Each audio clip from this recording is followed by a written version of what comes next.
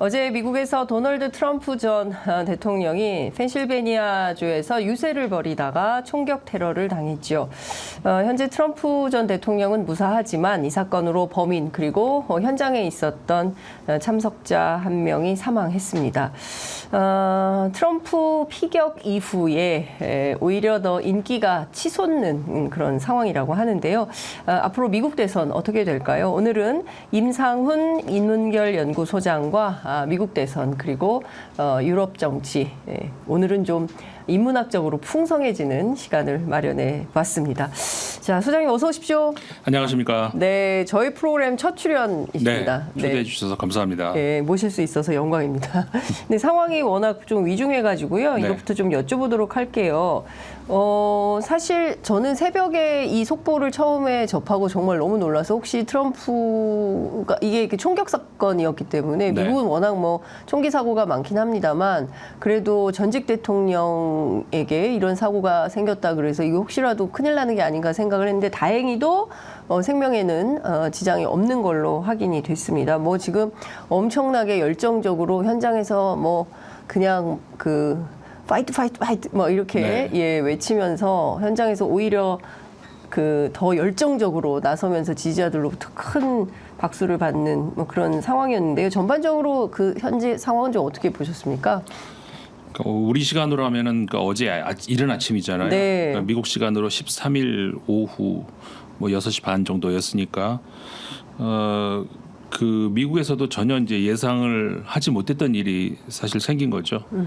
물론 이제 미국에서 총기 사건이 워낙 많고 정치인을 향한 그 공격 이런 것들도 상대적으로 다른 나라에 비해서 좀 많은 편이긴 하지만 네.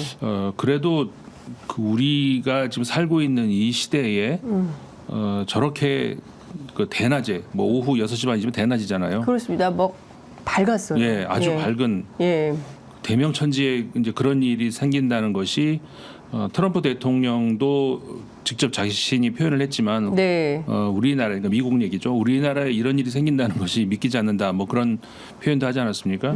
그 우리나라 언론에도 이제 자세한 내용들이 많이 보도가 됐으니까 전체적인 상황들은 이제 많이 아실 수 있지만 그 용의자 사살이 됐죠. 그렇습니다. 현장에서. 예, 현장에서 바로 이제 사망한 것으로 그렇게 됐고 아주 젊은 20세의 젊은 그 고등학교를 졸업하지 얼마 안 된 그런 인물 아닙니까? 예. 왜 그랬는지 이제 앞으로는 영원히 알 수가 없는 그런 단계. 왜냐하면은 그 미국 수사 당국도 단독 범행이다 이렇게 결론을 내렸기 때문에 특별한 이변이 있지 않는 한은 영구히 왜 그랬는지 무슨 이유 때문인지를 알 수가 없는 그런 상황인 것이고 뭐 어디 당원이다 뭐 어디 기부를 했다 이런 내용도 나오지 않습니까? 근데 그런 거는 전혀 우리가 이제 그 뭐라고 할까요? 그 고려해 넣을 수 있는 정보는 아닌 것 같고요. 공화당원이라고 하지만 그거는 얼마든지 당원은 내가 어떤 그 음모를 꾸미려고 생각하면은 입당할 수 있는 거잖아요. 일부러 위장해서 입당할 수 있는 문제이기 때문에 공화당원이라고 해서 무슨 정보를 우리가 이제 얻을 수 있다든가 그것도 아니고 그리고 반대로 또 민주당 계열의 단체에다가 이제 기부금을 냈다는 거 그것도 마찬가지. 그렇다고 해서 우리 돈으로 한 2만 원 정도 뭐 기부를 한 거니까 그 돈 뭐 민주당 그 계열의 정당 그 단체에다 기부를 했다고 해서 그것도 역시 어떤 그 우리한테 무슨 유효한 정보를 주는 건 아니죠. 그렇기 때문에 어느 뭐로 보나 현재로서는 범행 동기 같은 것들은 전혀 알 수가 없는 그런 상황에 놓여 있는 것이죠.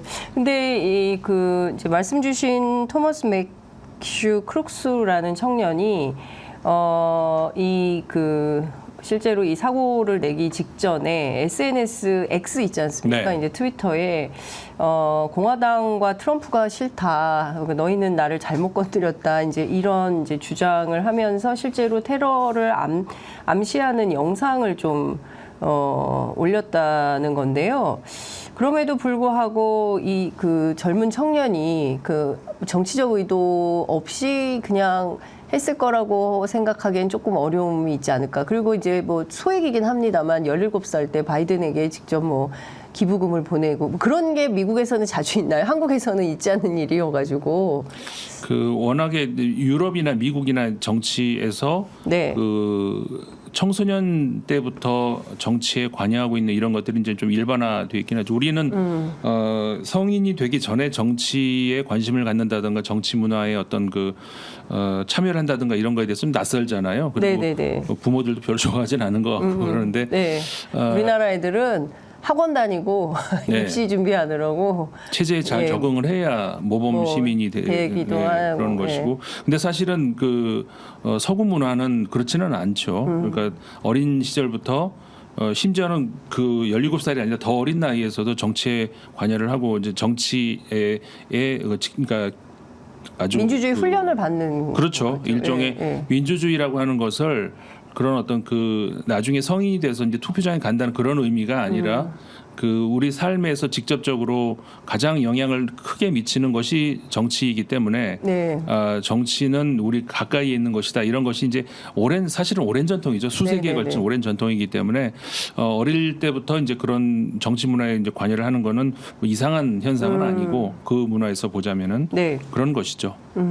그러니까 뭐 이제 뭐 여러 가지가 나오는데 2021년에 민주당 기부 플랫폼인 액트블루에서 좀 활동을 했었던 것 같고 진보 성향의 유권자 단체인 진보 유권자 투표 참여 운동 여기에도 이제 앞서 말씀해 주신 대로 $15 정도 기부한 사실이 드러나기도 했고 근데 중요한 포인트는 어떤 정치 혐오가 이 청년에게 있었다고 한다면 네. 그래서 트럼프를 암살해야겠다라고 생각한다고 한다면 이건 사실 미국 정치 내부가 굉장히 이 문제를 그냥 단순한 가볍게 어떤 볼 수는 없다. 네. 네. 그 그렇죠. 공격의 문제, 어떤 한 정치인에 대한 혐오 이 문제로 볼 것인지 아니면 전반적으로 이 문제를 확장시켜서 이 혐오의 문제, 차별의 문제 뭐 이런 문제들을 좀 확산시켜서 볼지 지금 당장 미국 사회 분위기는 좀 어떤 것 같으십니까?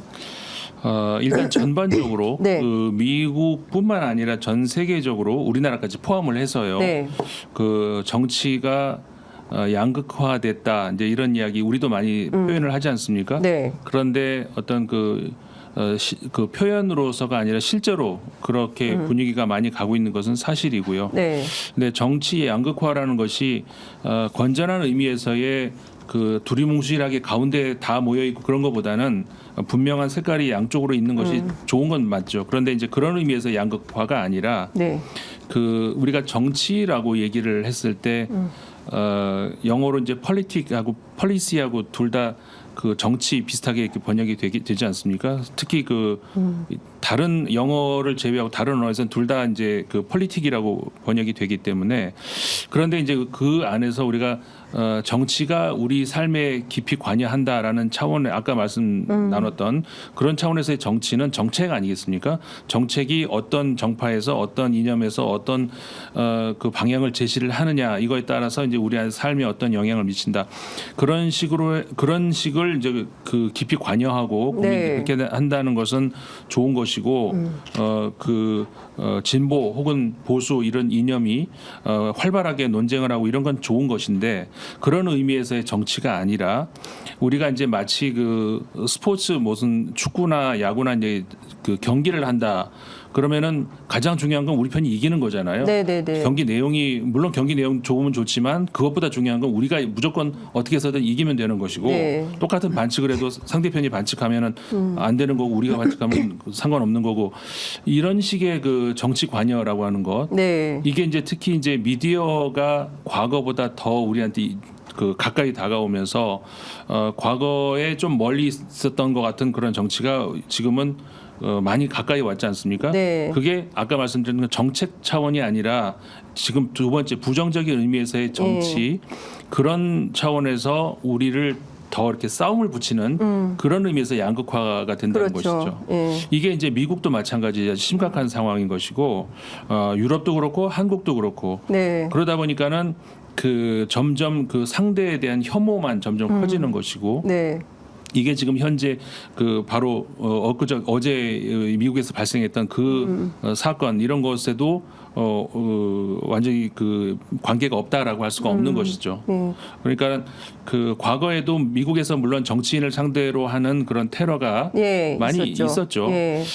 그리고 그 이유도 뭐 다양한 이유가 별 이상한 이유까지 다 있었는데 아무튼 이런 그 정치인을 상대로 하는 이런 그 테러 공격 이런 것들은 최근 들어와 가지고 이런 제가 말씀드린 나쁜 의미에서의 양극화와 깊이 관련이 있다. 이렇게 말씀을 드려야 될 것 같습니다. 그렇군요.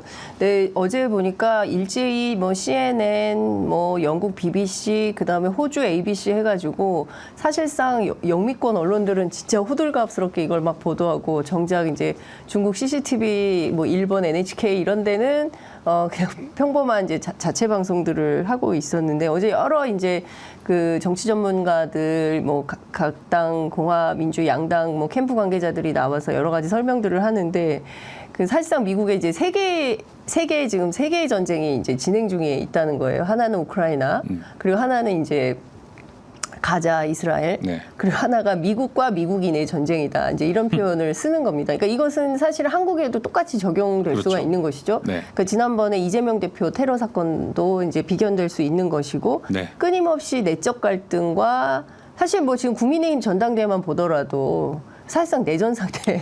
뭐 그러니까 뭐 그 한동훈 캠프에서 나온 얘기 중에 누가 죽나 보자 이런 얘기가 나오지 않습니까? 그러니까 이게 보면 극단적으로 그러니까 정치가 어떤 뭘 좀 그 사회에 해법을 마련하는 어떤 수단적 차원이 아니라 죽고 죽이는 막 이런 생존 게임 비슷하게 이렇게 가는 거예요. 근데 이게 전 세계가 다 비슷한 흐름 양상 이렇다고 봐야 됩니다. 그러니까 우리가 흔히 그 정치적 올바름 이런 표현 있지 않습니까? 어쨌든 우리가 세상을 살면서 도덕적으로 혹은 사회 합의 차원에서 우리가 기본적으로 지켜야 할 선 이런 것들이 사실 한 10여 년 전까지만 해도 있었죠.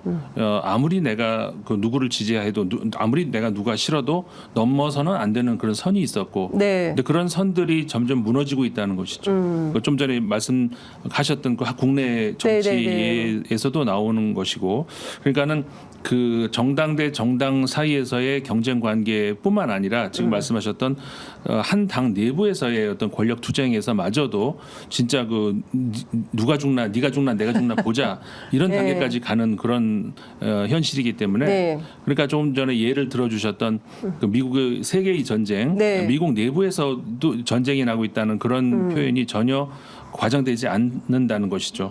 이게 사실 우리가 이 뉴스를 보면서도 먼 나라 이야기가 아니라 바로 우리나라에서도 벌어졌었고 유사한 그 사건이 있었고 이런 것이 언제 또 우리나라에서도 벌어질지 모른다는 이런 것 때문에 한국 국민들에게서도 이번 사건이 굉장히 충격으로 오는 것이죠. 근데 이제 중요한 포인트는 미국 대통령 선거가 이제 이번 그 피격 사건으로 어떤 결과를 만들어낼 거냐 이게 굉장히 중요한데 일단 앞서 말씀해 주신 대로 링컨, 케네디 뭐 등등에 이르기까지 사실 총격 사건 굉장히 많이 있었던 건데 이번에 이제 트럼프까지 하면 더 늘어나겠는데 바이든 대통령이 트럼프 전 대통령은 최고의 경호를 받아왔다. 그러니까 경호의 문제는 아닌 것으로 치환을 좀 하려고 하는 것 같은데 실제 이 문제가 현직 대통령인 바이든 책임으로도 문제가 없겠습니까? 그 뭐 이렇게 당신 책임져라 이런 문제 제기가 벌써부터 나오는 것 같던데. 뭐 사실 그 경호 문제가 전혀 비켜갈 수는 없죠. 책임 소지에서 이제 비켜갈 수는 없는데 그것이 그러면은 이제 현 바이든 정부의 책임이냐라고는 볼 수가 없을 것 같고요. 조금 전에 얘기해 주신 것처럼 미국에서 지금까지 대통령을 향한 그 암살 기도가 지금까지 이번이 16번째인 것 같아요. 정확하게 제가 숫자는 뭐 정확하게 세보진 않았습니다만 과거 이제 앤드루 잭슨 대통령부터 시작을 해가지고 암살 기도까지 다 하면 15번, 6번 되는 것이고 실제로 그 중에서 4명 현직 대통령이 사망을 했고요. 가장 가깝게는 이제 우리가 잘 알고 있는 존 F 케네디 대통령이죠. 케네디 대통령 이후로는 미국 현직 대통령이 이제 암살로 사망한 경우는 없는데 하지만 암살 기도는 그 이후에도 계속 있었다는 것이죠. 우리가 사실 우리와 비슷한 세대의 그 전직 대통령들, 네. 예를 들어서 그 닉슨 대통령도 당하지는 않았지만 그렇죠. 기도가 있었고, 맞아요. 포드 대통령도 당하지는 않았지만 기도가 있었고, 클린턴 뭐 조지 부시 대통령 한 번씩 다 있었다는 것이죠. 네. 웬만한 우리가 알고 있는 대통령, 그리고 실제 레이건 대통령 같은 경우에는 사망할 수도 있었던 그런 그 총격을 그 받는 그런 네. 일들도 있었고, 그러니까는 미국 대통령 혹은 대통령에 준하는 전직 대통령 혹은 네, 네. 후보 예. 이런 그 VIP에 대한 경호 문제는 이번 그 바이든 정부에서뿐만 아니라 아주 오래전부터 계속 제기가 되어 왔던 것이고, 그 특히 미국 같은 나라가 이 총기를 소지를 할 수 있는 나라 아니겠습니까? 네. 그렇기 때문에 그것을 또 떼어내서 얘기할 수가 없는 것이죠. 총을 바로 쉽게 구입할 수 있는데 그런 그 테러 네. 연결이 안 된다는 것이 이상한 거 아니겠습니까? 미국이 총기를 소지하고 있는 어떤 그 명분이 그 자신을 보호하기 위한 것인데, 실질적으로 자신을 보호하는 데에 총기가 많이 쓰였는지, 아니면 자신을 그렇죠. 해치는데 혹은 남을 해치는데 많이 쓰였는지는 그들도 한번 생각을 해봐야 되는 문제라는 것이죠. 총기 규제에 대해서는 매번 나오지만 미국 정치 안에서 이게 이해관계가 사실 뭐 로비스트들도 너무 많고, 그렇죠. 사실 제일 큰 로비 단체가 그렇습니다. 그 총기 총기업체. 그렇죠. 예. 그렇기 때문에 정말 이거는 해결이 안 되는 그런 문제인데, 그렇기 때문에 이게 당연히 그 외부 노출이 있을 수밖에 없는 대통령들, 그리고 대통령 후보, 전직 대통령 이런 사람들에게 또 그런 그 위기가 올 수가 있다는 것이죠. 네. 그리고 이제 특히 그 선거철이 되면 이번 행사도 그랬습니다만 야외 행사가 많을 네. 수밖에 없잖아요. 맞습니다. 근데 그렇게 뻥 뚫린 공간에서 예. 그 어디서 무슨 공격을 할지도 모르는 그런 상황에 노출되는데, 사실 우리가 총기가 아니라 뭐 칼이라든가 이런 테러 같은 경우에는 그런 뻥 뚫린 공간에서 어느 정도의 방어가 되잖아요. 근데 총은 방어를 할 수가 없는 거 아니겠습니까? 그렇죠. 그 사실은 원거리에서 쐈던 거. 그렇죠. 이번에도 지금 뭐 150m, 150m라고 하잖아요. 앞에서 쐈다고 하긴. 높은 데 올라가서. 그러니까요. 그 정도 거리에서 조준하고 하는 걸 진짜 어떻게 막겠습니까? 물론 근데 들어갈 때 뭐 소지품 검사 같은 거는 안 하나요? 근데 그 워낙 그게 뭐 보호용으로. 그러니까 이게 실내에서 한다면은 당연히 할 수가 네. 있겠지만, 야외라서. 이번 같은 야외에서는 예. 그게 쉽지는 않을 거라는 것이죠. 당장 이제 지난 주말에 그 집회가 서울 그 광화문에서 있지 않았습니까? 네. 근데 그 다음에 이제 행진을 했는데, 행진할 때 우리 주요 정치인들도 네. 표적이 될 수 있다. 그러니까요. 예, 그래서 그 옆에 있는 사람들도 조심해야 된다. 이거 생각하기도 심각하다. 싫은 끔찍한 끔찍한 그런 일들이 일인데. 뭐 사실은 지난번 부산에서도 있었기 때문에 예.